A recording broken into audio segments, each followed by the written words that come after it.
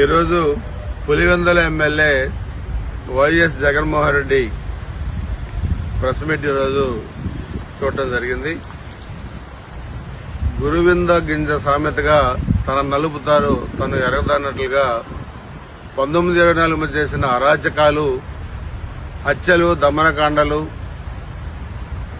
సొంత చెల్లెలపై ఏ విధంగా, తల్లిపై ఏ విధంగా నిందలు వేసి బయటికి పంపించారో, పిన్ని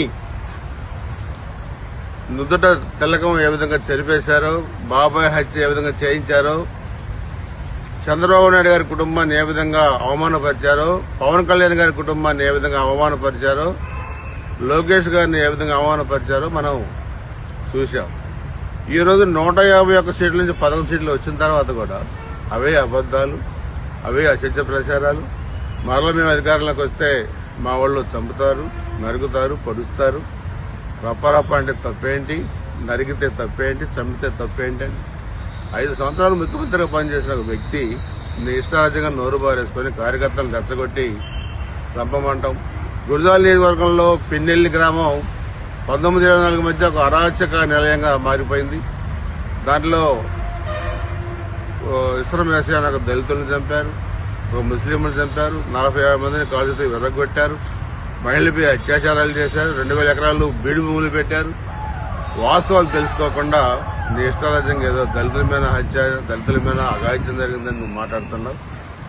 నువ్వు హయాంలో గురజాల నియోజకవర్గంలో దోమతోటి విక్రమ్, అదేవిధంగా యోహాన్, ఇస్రాయ, ఈ విధంగా ఎంతమంది దళితులు చంపారో జగన్మోహన్ రెడ్డి మరలా మేము వస్తే చెట్లు మానులు అయితే మానులు, చెట్లు అయితే అని ఏదో నీ నోటికొస్తే మాట్లాడుతున్నావు. నిన్ను రానిచ్చే సమస్య లేదు. నువ్వు వాడిన భాష, నువ్వు చేసిన అవమానం, రాష్ట్రంలో నువ్వు చేసిన అరాచకం 5 సంవత్సరాలు ఇంకా ప్రజలు మర్చిపోలేదు. ఓడిపోయినా కూడా మీలో బుద్ధి, జ్ఞానం, ఇంకా ఇంగిత జ్ఞానం మీకు రాలా. అందుకని ఈ రోజు కూడా బెదిరించే ధోరణిలో మాట్లాడుతున్నారు.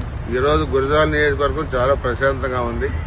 చంద్రబాబు నాయుడు గారు ఎలాంటి ఇబ్బందికర పరిస్థితులు తలెత్తకుండా రాష్ట్రంలో పరిపాలన సాగిస్తున్నారు ఎన్డీఏ ప్రభుత్వం. అదేవిధంగా గురజాల నియోజకవర్గంలో ఒక్క ప్రత్యేక చర్యలు లేకుండా అభివృద్ధి కార్యక్రమం కూడా మేము చేస్తా ఉన్నాం. రాజకీయాలు చేతనైతే చేయండి, అవాండాలు వేయాలని చూస్తే ఖచ్చితంగా తిప్పికొడతాం.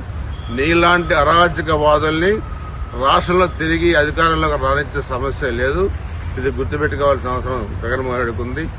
గురజాల నియోజకవర్గంలో 20 మంది, 8 మంది చిన్నపిల్లలు మైనింగ్ గుంతల్లో,